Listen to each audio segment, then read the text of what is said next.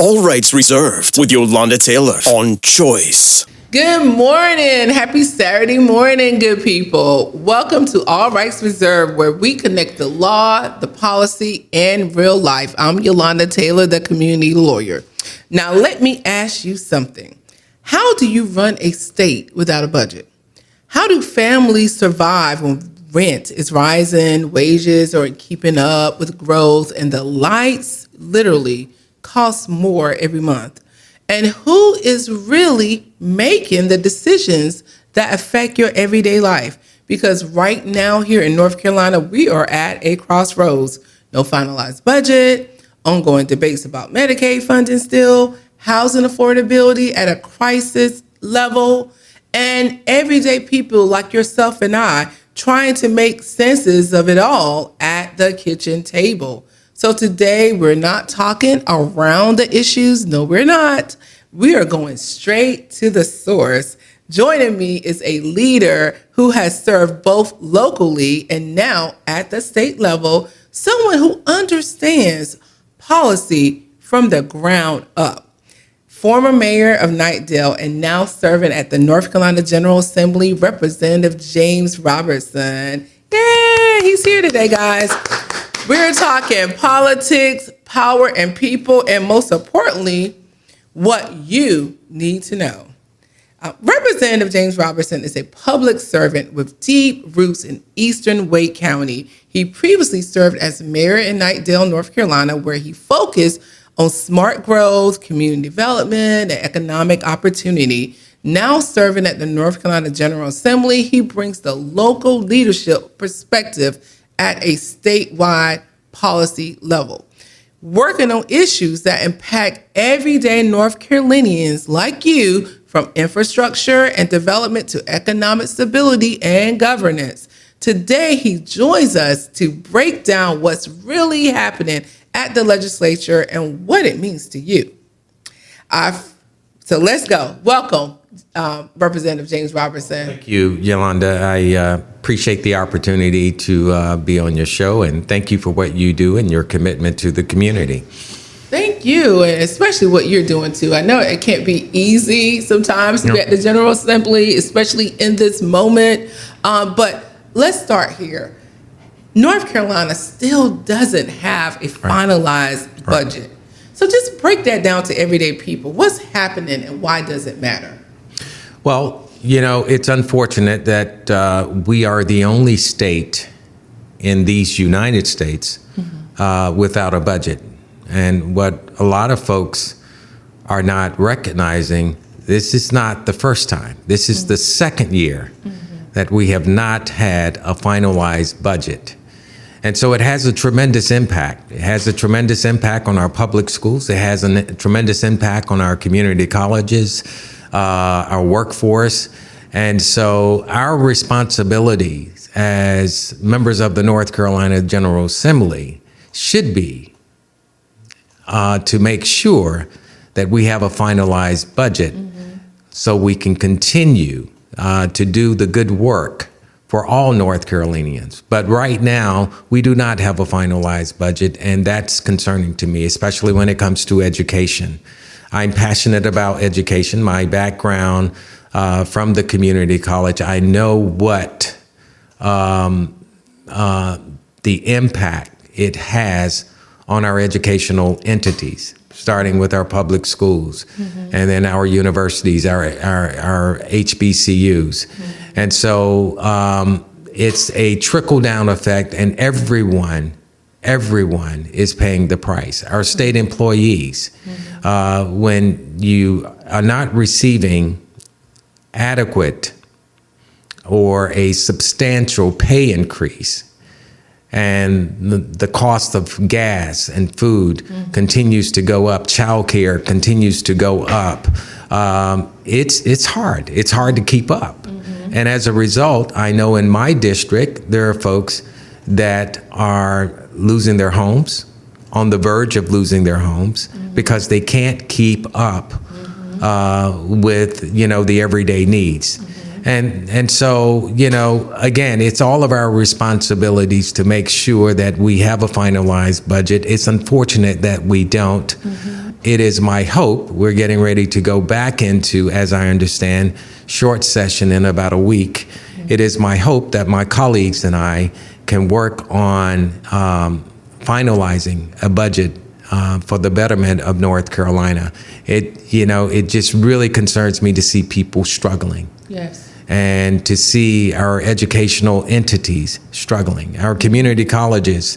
I'm a retiree from Wake Technical Community College, the largest community college in the state of North Carolina, 70,000+ students. I have been blessed to have worked at this community college, to have been a part of transforming lives.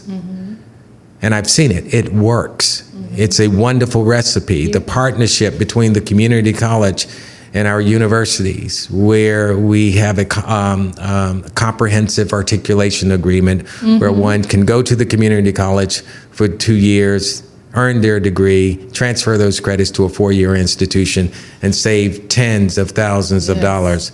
Or for those that just wish to go to school and enter or re-enter the workforce.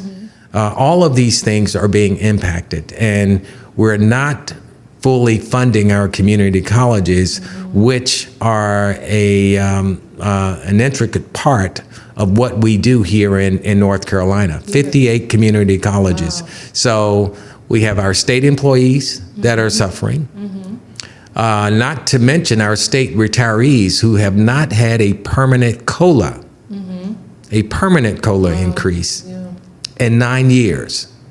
What does that say about us? And most of these folks are state retirees that have contributed to our local economies. And as a result, this is how we say thank you. That's unacceptable. That is unacceptable. I saw an April Fool's joke, and I knew it was April Fool's. Right. Senator Valerie Applewhite posted on social media, breaking news, North Carolina General Assembly passed the budget. I mean, I wish it wasn't an April Fool's joke because of what you're saying. This is impacting real people and folks. If you could just think about, how we operate our own households, right? We operate our own households. We have to have a budget. We have to have some idea of like the revenue. We have certain things and certain obligations that we need to meet. And if we don't have a budget or some sense of like how we're going to make those ends meet, then, there's chaos, in our home possibly. So there's chaos in the state because, like you say, these essential services, these essential needs that are the fabric of our communities, they're not being funded. And then Medicaid, I've participated. I do policy and programmatic work for North Carolina Black Alliance in Advanced Carolina. So some of their partners and I, we've gone right in front of the General Assembly where you work. And we talked about how, love North Carolina, fund North Carolina was the theme. And there were people, that talked about their real healthcare issues and needs. Like, what's going on with Medicaid? Is there some kind of temporary fix? Like, how is Medicaid expansion being funded? We are really hoping to get a temporary fix. Okay. But, all of the hard work that was done with Medicaid expansion, getting the passage of Medicaid expansion, getting hundreds of thousands of folks the opportunity to have access to affordable health care. That was one of my most proudest moments down at the North Carolina General Assembly. And now to see that funding has been impacted and will be impacted if we don't do anything on our end. And, it's unfortunate that my colleagues are taking their lead from what's going on in Washington, D.C. and the leadership in Washington, D.C. And so we're hoping, through the hard work of our governor's office, our caucus, and some of the members across the aisle, that we will be able to at least put a temporary fix until we can put a permanent fix to restore Medicaid as it should be. Thousands of folks, hundreds of thousands of folks will be impacted. And we know how important it is for us to make sure that every citizen has an opportunity and access to affordable health care. To affordable health care. Because if you're sick, you can't go to work. Right. Can't go to work. You can't support your That's right. family. That's you right. know, unfortunately, you could pass away if you don't get essential medications that you need to stay healthy. And now you have some folks, I would tell you this in my district, as a legislator, it's not just about enacting laws. There are other things, and to me, it's customer service.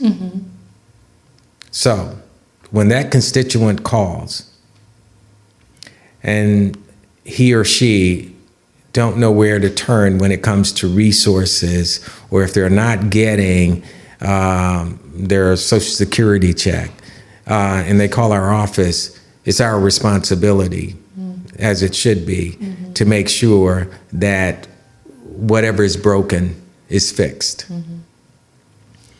And so, in my district, when you have folks that have been displaced from work because of the policies from Washington, D.C., and what's been really impacted is a lot of 501c3s. Yes. All right, so It's true. who are the leaders of a lot of these 501c3s? Yeah. They're impacting a lot of people of color. Yes. Because of so DEI policy. So they're shutting down. So thank God for my experience in local government. I've formed partnerships whereas we've been able to help folks realize job opportunities because they were on the verge of losing their homes. And so by doing so, there's the other challenge. They're not finding the jobs. If you have someone that was making, let's say, $85,000 a year, we are able to help them find a job, but that's almost cut in half. That's So substantial. now something has to go. Yes. And so the last thing that the person is going to be focused on is their health Yes. because they can't afford it. Yeah, they're gonna. The premiums are extremely high. Yes, they are. And so when you have a premium and you're making $45,000 a year and your insurance is costing you $300 a month, the math doesn't jive. Math ain't math then, like. And they so say. you got to keep food on the table. You got to, let's not forget what's happening with the rising costs of energy. Yeah, Duke Energy. Right. What's happening Yeah. with that? We had Senator Natalie Murdoch Right. on. Right. I want to say maybe like 3 or 4 episodes ago, and Duke Yeah. Energy, like from the grassroots level, Yeah. their rate increases. Yeah. We talked a little bit about Rocky Mount too. What Rocky Yeah. Mount's going to have to do, coupled with the rates and how it's done for smaller areas like electric cities and all Right, of that, right, and that whole right. impact. But what's going on with Duke Energy? I mean, they have a monopoly, right? It seems kind of, other than the small towns that own their power, like maybe Wake Forest, and things like that. But Well, we thought we had a good piece of legislation under our former Governor Cooper in place, and everybody knows what happened with that. But break it down for the people who don't know, like in just plain English, to your constituents and other folks. Well, we were working towards, clean energy. Yes. And there was a timeline. Of course, when new leadership came in, of course, they introduced a bill that just scratched all of that.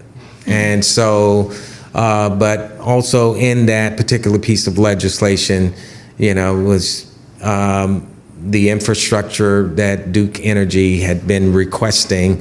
And it's my understanding they've done this in South Carolina, but the plant that they were asking the taxpayers to support was never built.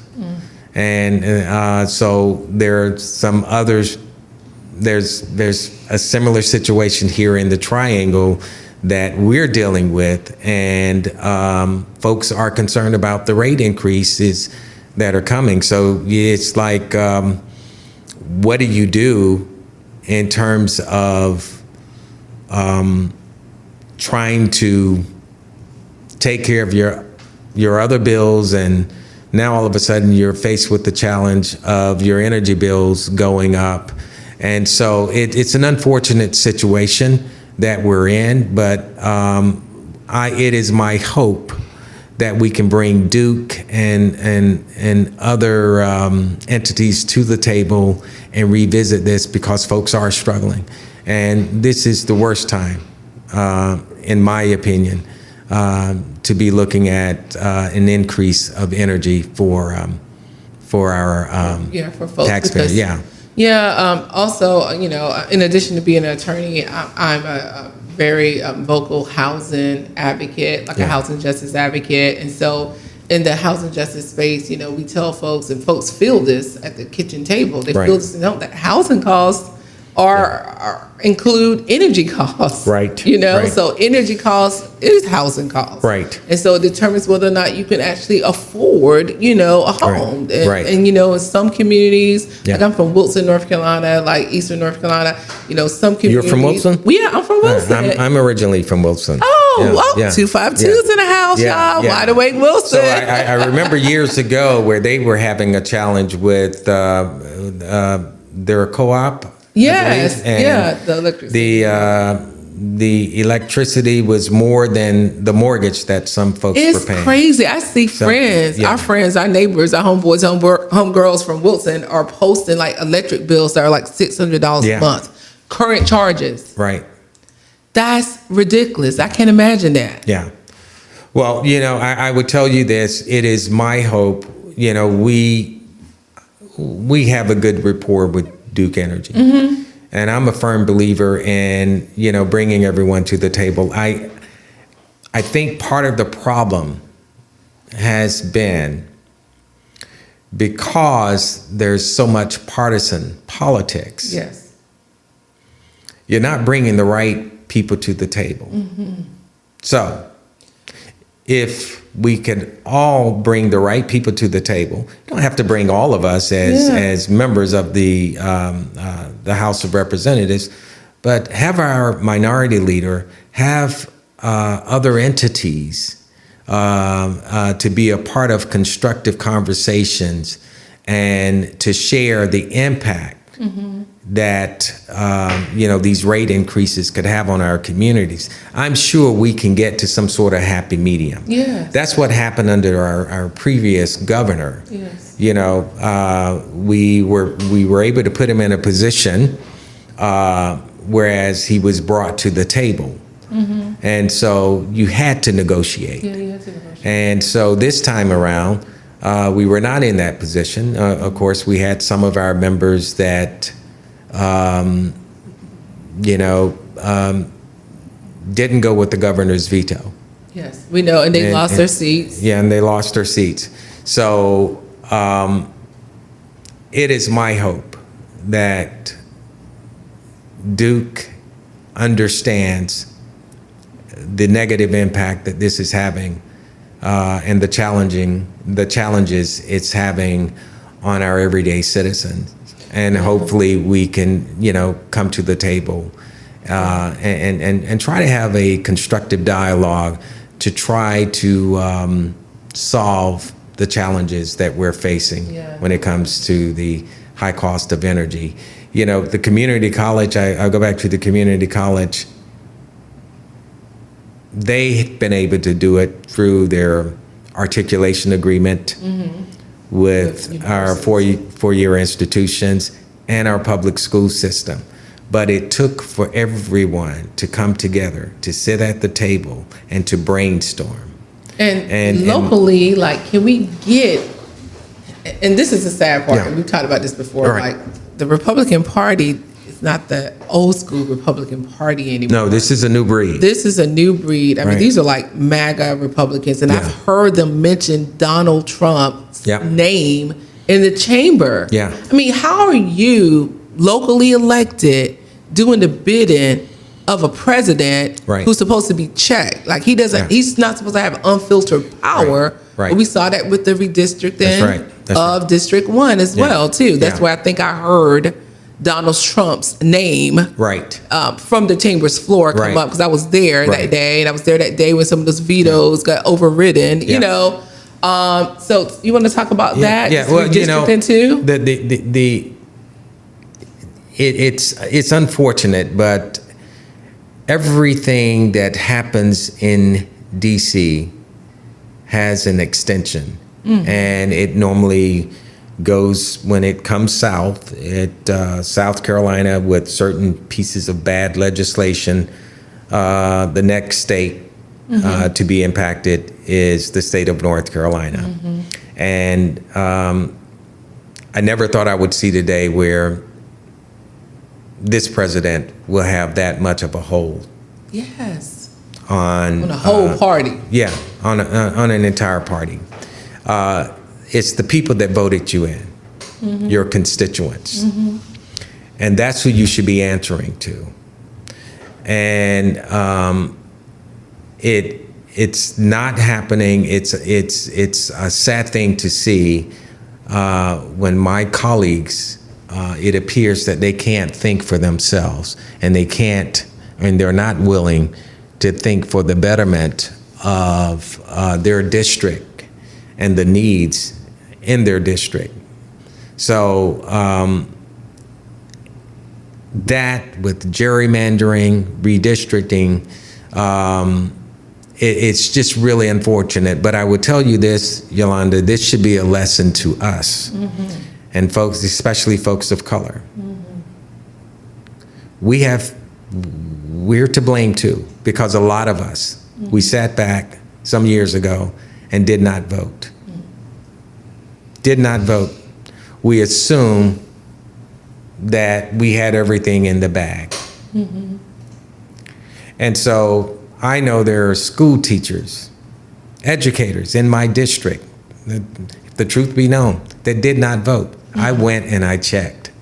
Wow. Okay? Keep it You're out there. teacher. Yeah. And so you're calling me and you're yelling at the top of your lungs, demanding that you need raises, but yet You didn't you care couldn't enough take to vote. 5 minutes to get up at 6 o'clock in the morning and go to the polls. And I would say for most folks, if you get up 6 o'clock in the morning, you go to the polls I do it. It's easy. It takes you about 5 minutes. Yes. If you go lunchtime, it takes you about 5 minutes. But yet we can spend hours in the mall buying a pair of Air Jordans, no disrespect, that were made in China. Keep But it real. yet, we will not take the 5 minutes to go and vote. And so we went to sleep at the wheel. And as a result, we lost, especially with our Supreme Court. And our Supreme Court works just like, similar to our national Supreme Court. So whoever's in the majority. And so you've seen what has happened with Leandro. Yes, Leandra. Everything has been Was reversed. that like 30-something years, Yeah. like Right. 3-decade-long Right. case that Right. says that every child in North Carolina has a right to a sound basic education, right? Right. But the theory behind that was, okay, yes, we understand that's in the Constitution, the state's Constitution, is what Right. the interpretation was, that the state's Constitution Right. titles that, right? Right. But then to make that real, especially for rural schools like in Wilson or Rocky Mount, Right. Edgecombe County, Eastern North Right. Carolina, to make that real, you need funding. So that's how Right. the case law evolved. That's to right. like, what does that mean, and how Right. do we create that? Right. Right. So yeah, go ahead. Finish your Yeah, thought. so we've seen what happened with Leandro. This was overturned by the North Carolina Supreme Court, y'all. Stopped. This could have been stopped had we got out and voted like we should. Yes. We could have had the right people on the Supreme Court. Yes. And this will have impact on us for years to come. Years to come. And our Now, children. Yeah. And So generations. it is my hope that we'll be able to turn things around in the House. There may not be a pathway for the Senate, I was going to ask you about the supermajority and the power. Yeah, because of the way the maps were drawn. Yes. So, my colleagues, when they came up with this plan, they thought strategically, and by doing so, it will have a lasting impact. But I think our citizens are frustrated enough to know when they've been hoodwinked. Mm-hmm. And when you start seeing things like gas prices, an unnecessary war is taking place, the displacement of jobs. Yes. And now it's not just people of color that are losing their jobs. And the displacement of people from the communities in larger urban areas. And when they go, especially in our rural areas, hospitals being shut down. Yes. Clinics being shut down. So if you have a major healthcare issue and your nearest hospital is 40 miles away, you're banking against time. And, that's not who we are. Mm-hmm. That's not who we should be. Mm-hmm. And so, these bad pieces of legislation has had a terrible impact, but we bear some of the responsibility because we did not get out to vote, and we took things for granted, and we did not take this president serious. Mm-hmm. He said everything that he said he was going to do. He's doing that times 10. He started doing it on day one. We saw all the executive orders that he had his whole press conference and photo op around signing.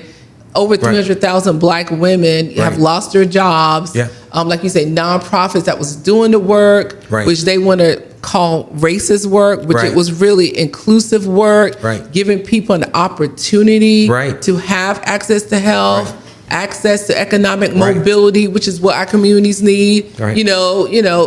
The real progress, that we need for our communities. And we are a decisive electorate. Yeah.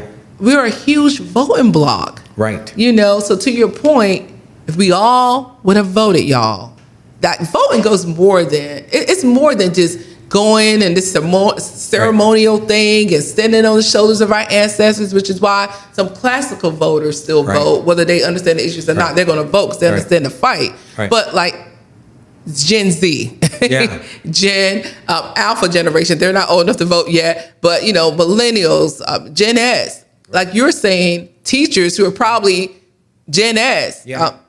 Baby boomers, we're finding that there are people who are 70 years old that have never voted before. Right. So business owners are not voting. That are doing well, that are not voting. You're going to start making me Google some people. I had a business owner to call me and said, I just voted for you. And, I always go in and check. You go check. And had not voted in 2 cycles. Wow. But yet, when you ask me to come and to speak at an event, I'm there. Yeah. And I'm going to do it. I'm not going to say, well, you didn't vote. Yeah. I know you didn't vote, so I'm not going to show up. I'm going to treat you like, no, that's not who we are. Yes. What you try to do, or what I try to do, is to somehow educate that person on the importance of voting. Yes. And hopefully, like where we are today, you will see the impact that it's having, especially if it's having a tremendous impact on your business. Mm-hmm. And so, it's all of our responsibilities to ensure that folks understand the importance of voting, because right now we're paying for what we did not do. What we did. And DEI is a perfect example. Mm-hmm. And, a lot of people went to sleep. When we were down at the General Assembly, the most disappointing thing for me was to see students come from UNC Chapel Hill, mm-hmm. NC State, mm-hmm. other predominantly white universities to protest. 11 HBCUs here in the state of North Carolina. And did not see that many students come down. We have to do a better job. We have to get our students involved. And then the numbers at our HBCU, when it comes to voting, they are they are dismal numbers. Yes. So it's all of our responsibilities. I'm a product of HBCU. Yes. And so we've had civil rights leaders that have been embedded in HBCUs.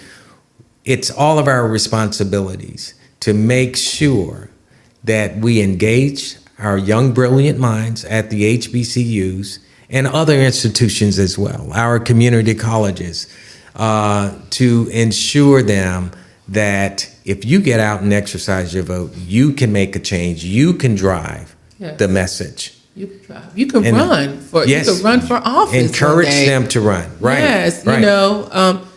Yeah, and just seeing how they took away the early voting site at A&T, University, and what that means, because they know.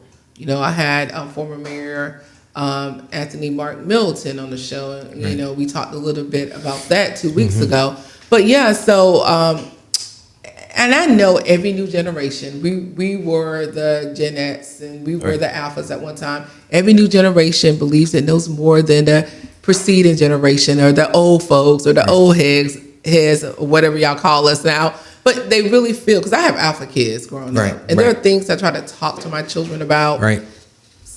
I'm hoping I'm planting seeds. So what I'm getting at, listeners, is that in addition to like people who are in leadership positions, like Representative Roberson or myself or others, it starts at home. We got to start talking to our children. We got to share history with our kids, because you can't find it in schools, right? And there's been like a DEI bill about K through 12 education and higher institutions when it comes to what you can teach, what groups can be organized on campuses that provided maybe support to our children. I know when I went to NC State, there was this African American symposium that happened before the university or the first day of school even started on that campus, right? Right. I'm wondering what's going to happen to that, but that helped me. There was that supportive network that says, yeah, you're going to PWI, but we got you. You know, like we got you. We're going to make sure you succeed. You have a place to come, you know, because you have a right to be here. You have a right to choose what university you want to go to. And at that time, we were really trying to exercise our right, like in the 90s, to go to where we wanted to go, right? You know, PWIs, as we should. Right. So, I mean, I'm just concerned about what we are facing. But my point is that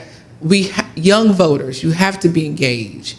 You know, and then the best people I think that can reach young voters, when I'm seeing the work that the North Carolina Black Alliance is doing with this emerging voter program that we have, is to get younger people to do TikToks. Right. The ones who are, you know, civically inclined. Right. To explain, you know, what we're doing here, right? Unpacking why voting is important. And you know, for us, the old guard, it's important for us to create opportunities for these folks.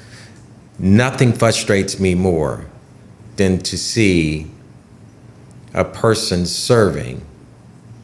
And you can serve as long as you want to serve. Yeah. There's some people serving in their 80s. You know, for me, it's you know, when you're sitting up there and you can barely walk. And for me, I'm you know, I'm not going to be down in the North Carolina General Assembly at the age of 75.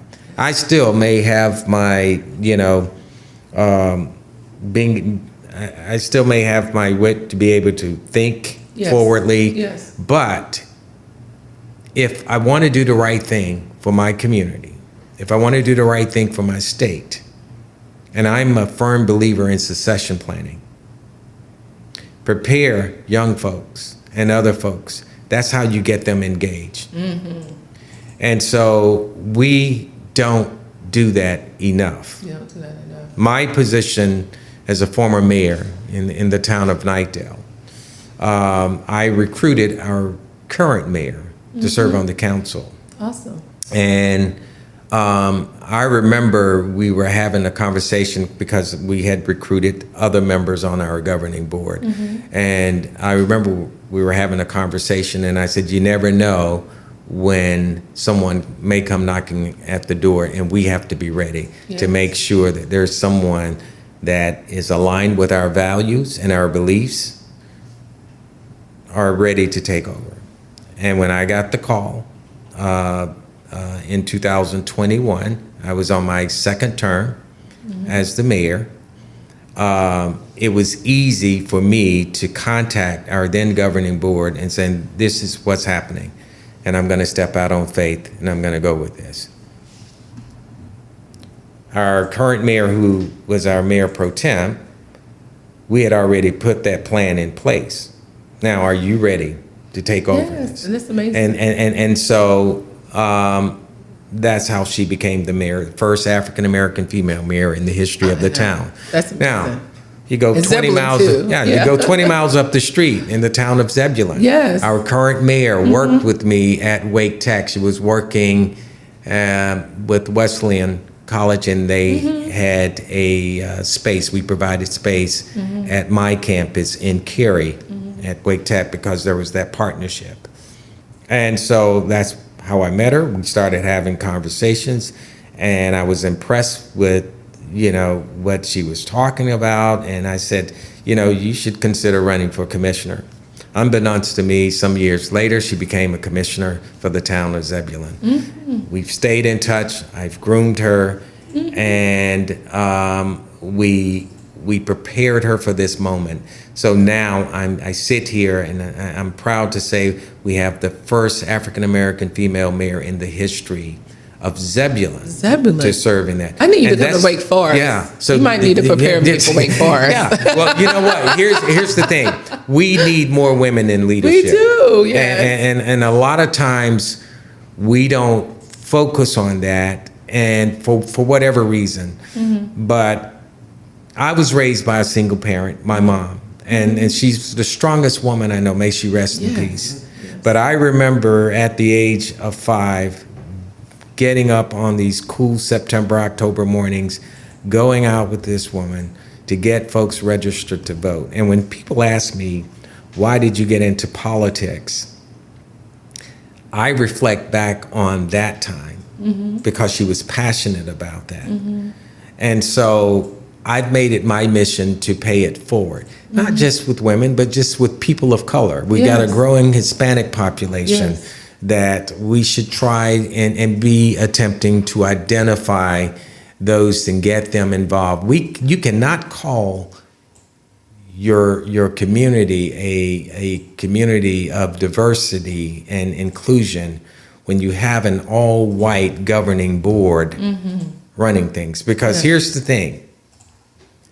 One thing I've learned about local government, when it comes to your streets and your roads getting paved, if you don't have a good relationship with any of those members on the governing board where you could pick up the phone and say, hey, we have all of these potholes, chances are it's not going to get done. And so we're always looking at the bottom line. What does it pay? No, there's no money in local government. There's no money in state government. But what you get is the benefit of paying it forward, helping those that are in need. That's where I get my energy from. That's where I get my juice from. Because someone did it for me. And I said, it's important for me to pay it forward. And so, we need to do more of this in terms of recruiting and giving opportunities or providing opportunities for these young, brilliant minds that are energetic. They're ready. But we should not be sitting and say, hey, I love this position. I'm going to sit here until I die. Because like you're saying, you don't get paid a lot. No. Representative Roberson, you don't get paid a lot. But what you just said in a nice way was, you got to move out the way. That's right. You got to move out the way and allow the next generation or even the generation, 2 generations down to lead. We're not getting paid a lot. So then why are you in the job? And the reason why they're in the job is because of voters. That's right. Name recognition. We got to go beyond name recognition, guys, when it comes to voting.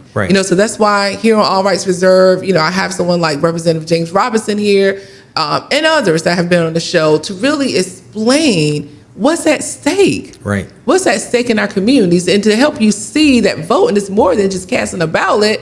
It's about your daily life. It's about all the things that affect you. The Duke Power Bill Reduction Act, we talked about that earlier. That allows Duke Energy to charge consumers up front for new power plants that have not been built yet. Right. So, we got to hold them accountable to that promise, right?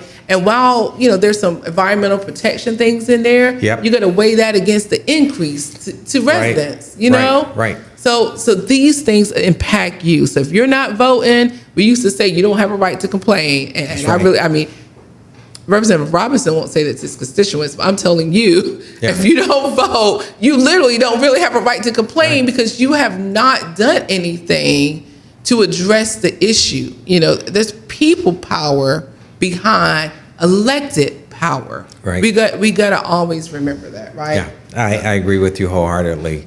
The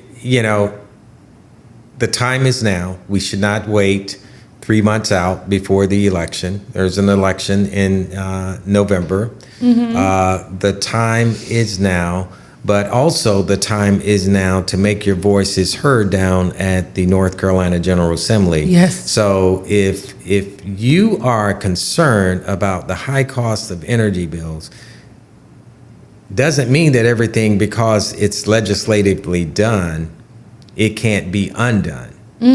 If you make enough noise, changes can be made. Yes. But if you sit back and you say nothing and you do nothing, folks are going to assume that you're okay with it. That there's no problem. There's no complaints. And so, when bad pieces of legislation, and I'll go back to DEI, I will continue to talk about diversity, equity, and inclusion until the day I die, because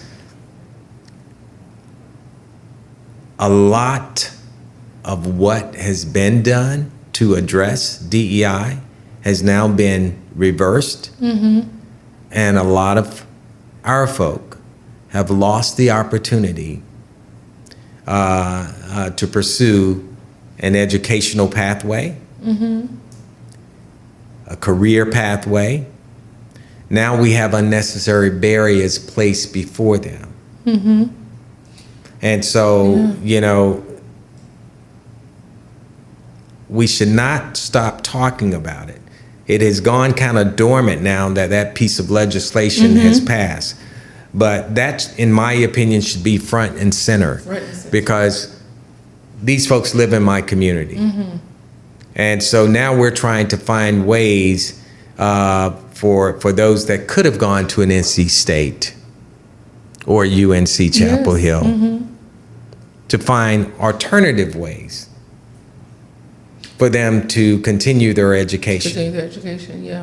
Because affirmative action has been attacked, as we know. They've made civil rights a dirty word. Right. And I'm talking about nationally, from this president on down to his party and those who are afraid to do the right thing. And some of these folks, in our state general assembly who are part of the Republican/MAGA party, some of them may be doing it because they're MAGA, right? But some of them are doing it because they don't want to lose their jobs. And like you're saying, you don't make enough money. You're there to serve. You're not there to feel powerful. You're not there to, to be invited to the country club and all these events.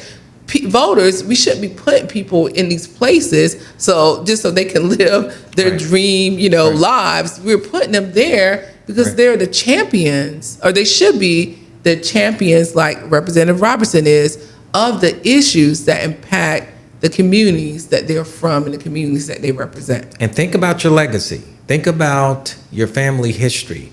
All of that is being eradicated. Yes. And we've seen this picture before. I'm a firm believer that history repeats itself in different forms. So what has happened hundreds of years ago has now resurfaced. And so they're just doing it in a more modern way. Yeah. So when you're talking about taking history books out of the library, when you're talking about taking Black history out of your libraries, out of your public school libraries, this is, in my opinion, an opportunity for one to be indoctrinated into one's belief. And when they take away your history, when they take away, the knowledge, then you're being controlled by their beliefs and their values. Yes. That's not who we are. That's not the North Carolina that I was raised No, in. it's not. That is not these United States, and this is not the world that I grew up in. It's not what we grew up in. And so, we should embrace learning about the different cultures. Anytime I meet anyone from any country, I welcome that opportunity because it gives me an opportunity to learn about their faith, their religion. I wouldn't want you to think along the same lines that I do. Yeah. And so when we allow that to go, that's when we're in deep trouble. Deep trouble. I mean, because when you talk about history, history, like you're saying, Right. repeats itself if Right. people don't learn That's from right. history, right? So they are removing this, Right. the Parents' Bill of Rights, things to like radicalize parent groups in Right. the school. I'm on the board of a charter school. Saw some folks coming to our board meeting saying, "Are y'all teaching?" Before it was DEI. Right. I saw it coming. It was folks, parents coming to our board meeting, just asking one question every single board meeting. Are y'all teaching critical race theory? Remember, it was Right. about critical race theory. Right. They wanted to know what that was. And Right. I'm like, personally, I do. Because at that Right. time, I was an adjunct professor at Wake Forest Law School. And I was teaching how systems, Right. operate Right. to, like you said, to deny economic opportunity and economic mobility Right. to people, right? Right. I was just So you were checking at out a this. charter, you're on the board of a charter I'm on the school? board of a charter school. Okay, a public charter school or? Public charter, Roseville Charter Academy. Yeah, Yeah, yeah. I'm on the board of a Well, charter good for you. school. Thank you. I appreciate that. And if I may say, because Yeah. I have a public charter school in my district, I'm a champion for our public schools. Yes. All right. But I also realize that there are paradigm shifts that occurs over a period of time. So we should not be thinking the way that we've been thinking 30 or 40 years ago. Now, our state superintendent, Mo Green, I went to a forum he had, and he talked about his plan for 2030. Wake County Public Schools aren't doing, or North Carolina public school systems aren't doing that bad. I think we're like in the top 3, if memory serves me correctly, in most areas. He wants to get us to number 1, and he's doing a wonderful job, but he's thinking outside of the box in doing so. And what comes with that is creating partnerships and relationships. So let's go back to what I talked about early on the front end of the conversation about the community college and how it partnered with our four-year institutions in our public schools. Well, the superintendent is talking about doing the same thing with public charter schools. I mentioned that in my board meeting. Yeah. Because And we so- are K through 8. Yeah, right. We need Right, our articulation right. agreement with the high school. That's right. The K through 12 right. need our articulation agreement with a community and college. the biggest misperception is if you don't go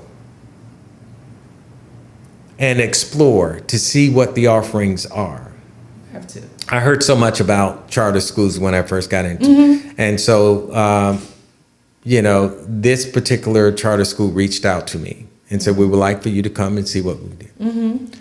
So, I'm ready. I'm in attack mode. Where's your transportation? What are you doing about this? I get in.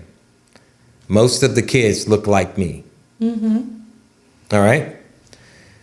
65% of those kids are on free and reduced lunch. And I walked in, I saw a sense of community.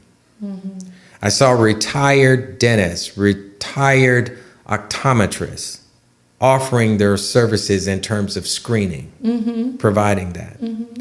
I saw kids that were well behaved. Yes. kids had on uniforms. And I said, well, if they're coming from underserved communities, how can they?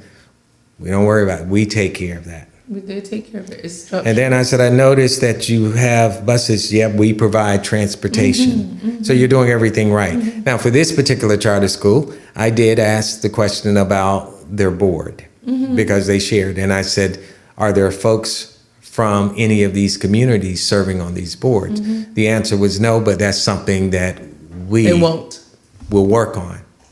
Because my response was, if you're really going to address the needs and support these kids, you have to have a board from various entities. And so thank you for what you do in terms of, because it's all about education. And the unfortunate thing, Yolanda, is for me, is I'm deeply bothered how we turn this into a partisan issue, education. Yes, and it shouldn't be. No, I don't care how you get it as long as you're able to get an education. So, but don't, and I repeat, because I will always be a champion of our public schools. Traditional public schools, yep. Be equitable in terms of your distribution, in terms of resources. So when we talk about like the private vouchers, we've spent well over $1 billion in private vouchers. And the reason we're where we are today, I believe, in terms of struggling with keeping quality teachers. In my district, we have mostly Title IX school. Yeah. So that money, a lot of that money could have been equitably shared. It could have been. To retain teachers, to provide better resources for those schools that are struggling. So I don't care how you get it. Let's be equitable about it, but let's not make it a partisan issue. And I say that to the people. We have to remind our leaders and our legislators, no, we're not going to let you hoodwink us in going after this educational entity and this educational entity because you have created this false narrative. And to your point, and I think, and that could be the Democratic Party. Right. Keep it real, Right. Yeah, where do your kids go? You're trying to make black families keep their kids in traditional public schools. I started at the charter. I still support vocally and on my megaphone traditional public schools and the resources. But as a parent, I realized I wasn't going to allow my child to be the sacrificial lamb for a system that still needs to be improved. And that goes back to the Leandra case, Funding. But to your point, Title I schools, are these public schools that receive this extra federal funding. My charter school is a Title I school. It didn't start out that way. It started out as a suburban school. But then I was like, as a board member, we need diversity. We need diversity. Charter schools can reach wherever if you can get there, you can go to a charter school. Now, one thing that we did, we don't have buses, but one thing that the board did say was that as a policy, not being able to get to school should never be a barrier. We got on the principal, recently. I don't want to make this public, but we asked a question of the principal: why is this kid? Why have they missed 53 days? Go granular. What's the reason? It better not be transportation. Especially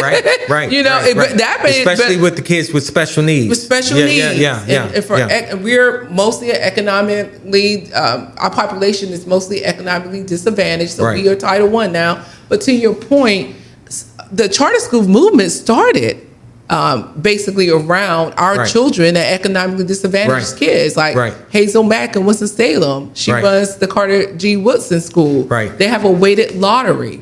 Most of the kids there are black and brown, like you were saying. So, like you said, we can't be hoodwinked into letting them make education political. We can do and both. Like we can support traditional public schools. We have a choice in terms of what college we would like to attend. Okay. And so I'm of the opinion that, if a parent is more comfortable with his or her child at a certain school, we should try to support that. Yes, we try to support. Now, we want to make sure that we do not recreate segregation. Yeah, that is very important. And again, for me, just make sure if we're going to support education that we do it equitably. So the state has, in my opinion, has been sorely responsible for this divisiveness that has been created in regards to charter schools versus public schools. And so we have to do a better job, because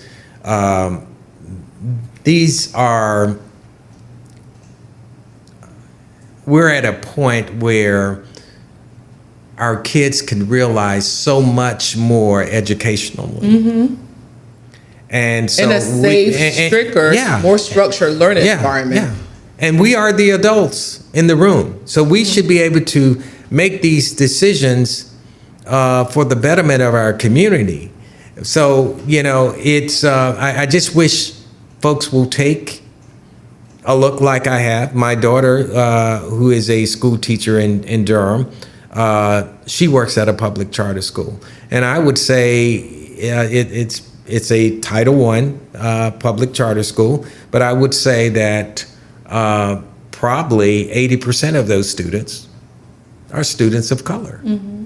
Mm-hmm. And so I can't turn my back, as a legislator because these kids are attending as long as they're getting a quality education, as long as they're able to compete with those on the northern side of town. Yes. If I see these positive results, I would be a fool not to support that. And one thing too, though, I will say all schools that we're champion Mo Green to do, and this is the voter issue, y'all. We have a new state superintendent, Maurice Green, known as Mo Green, is that this whole 80%, 20% testing thing comes up a lot at my school and with clients I've helped. According to the way the formula is, your child, a school is judged based on whether or not that student, is proficient in test taking, right? Mm-hmm. The school could be growing them academically, right? Someone can come in the 5th grade, but they're on a 3rd grade reading level, right? So the school will still get dinged, even if they brought that person who's in the 5th grade from reading on a 3rd grade school level to a 5th grade school level or beyond. Wow. They will still get dinged if that student who has academically grown does not test well. Wow. They weigh 80% towards testing and they only give schools the credit of it's 80% for testing, 20% for academic growth. So there are schools that are really growing these kids and they're learning, but testing is also cultural too. I wish I would share this with you.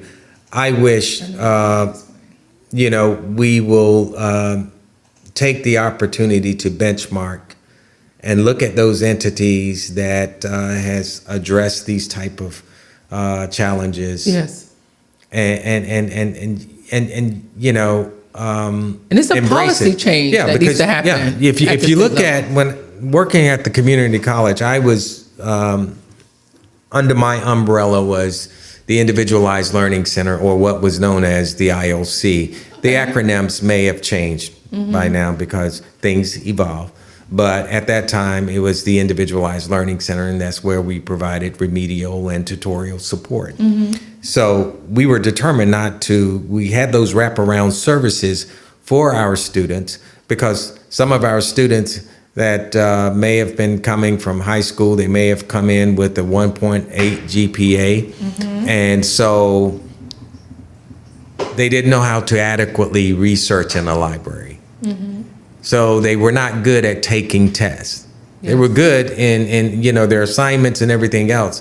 So in the Individualized Learning Center, not only do we provide tutoring, but we focused on their writing skills, their test taking skills. It's not that a lot of these folks can't learn. We have skills. different learning styles. Yes. And so that's what we tapped into, their learning styles. Mm-hmm. And I will quickly share with you, there was a young man that came from Knightdale High to Wake Tech, and he had a 1.8 GPA, and he thought he had a deficiency in math. Mm-hmm. And I assured him, you go to the Individualized Learning Center, and if you are accountable and responsible, I promise you, we'll get you there. He went religiously. It was just like when he walked in, everybody knew who he was. He knew who they were. They focused on his test-taking skills. I'm telling you, by the time he graduated from Wake Tech, he left with a 3.8 GPA, wow. transferring Amazing. to NC State. Wow. We need that in schools. We need that in schools. So you would think that model can somehow be adopted. Be in schools. Right, exactly. What I've had to do, and I'm not ashamed to do it, right. I mean, because I'm an advocate, I'm a lawyer, right. I fought for an individualized education plan for my daughter in math. Because I realized she had a different learning style. That's right. Not saying she wasn't capable, That's but right. I mean, if I would have fought for an individualized education plan for her, That's where I right. could get these extra, like, more time to take. Right. Instead of on the computer. Right. Maybe she can take it on paper. Right. Maybe she can be in a room by herself, Yeah. you know, when it comes time for the EOG or something That's like right. that. That's right. So she won't be distracted. Yeah. Because we don't have that, what you just stated. That's right. It's in Wake Tech. I mean, Yeah. that should be a model for schools. You're going to make me go to the next board meeting and talk about that. You know? Well, you know, through these type of conversations, this is how ideas are birthed. Yes. And it's a golden opportunity. I've seen so much done at this community college, which I spent 31 years, and I'm proud of. I spoke to a group last night, and I said, when I'm riding around Wake County and I see a campus on this side of town, we didn't just put up campuses just to put up campuses. We put those campuses up to address the needs. Yes. In the eastern Wake County at that time, with the campus in Wendell, the data was collected that a large percentage of the folks that lived in eastern Wake County were high school graduates. So we tailored that campus to meet those type of needs. Okay. So, you know, it's a winning recipe. We just need to benchmark. We got to benchmark and do it. And I, you know, I hate to land this plane, listeners, but I'm going to have to land a plane, as I love to say. But what I love about All Rights Reserved and what I love about Choice FM, the People Station, is that these conversations are so good, right? So I hope you're realizing from today's conversation with Representative James Roberson that the issues at the ballot are issues that impact you. We talked about Duke Energy, which are really housing utility costs. So that deals with affordability of housing. We've talked about education just now. Education is a ballot box issue, right? And like you said, don't be hoodwinked, right? You know, school's choice is not just for some folks, it's for all of us. Right. And the reason why schools are segregated because of the hearts and minds of the individual families that fled the school. That's right. And I'm not talking about those who are fleeing because, you know, they're concerned about safety. I'm talking about those who are fleeing because they just don't like the color or the hue of the kids that are predominantly there. Right? So, but looking ahead to 2026, guys, we have to be, and this is 2026, looking ahead to the general election of 2026 in November, we have to understand these issues. We got to be ready to vote. On the national level, a lot of things are happening, but all of that stuff is trickling down to the end. So today's conversation reminds us of something important. Policy is not abstract. It is personal. It shows up in your rent. It shows up in your paycheck, your energy bill. It shows up if you can't afford to go to the doctor. And while decisions are being made in Raleigh, remember who your elected champions are, like Representative James Roberson here today. But also remember about the ones who are not your elected champions, the ones who have been in office too long. Do you need a fresher perspective there, right? The impact, though, is being felt at all of our kitchen tables. So here's my charge to you. Stay informed, stay engaged, educate yourself about the issues, vote, take a friend, take grandma, take auntie, make it into an event. We love to make things into an event, do a line dance at a poll. I don't know. I mean, just do something to get there. Because when we understand how it works, we can begin to shape how it serves us. I want to thank you again, Representative James Roberson, for joining us today and helping us break down these issues. And as always, you've been listening to All Rights Reserved, where we make sure your voice, your rights, and your future are always part of the conversation. Enjoy the rest of your Saturday. All rights reserved with Yolanda Taylor on Choice.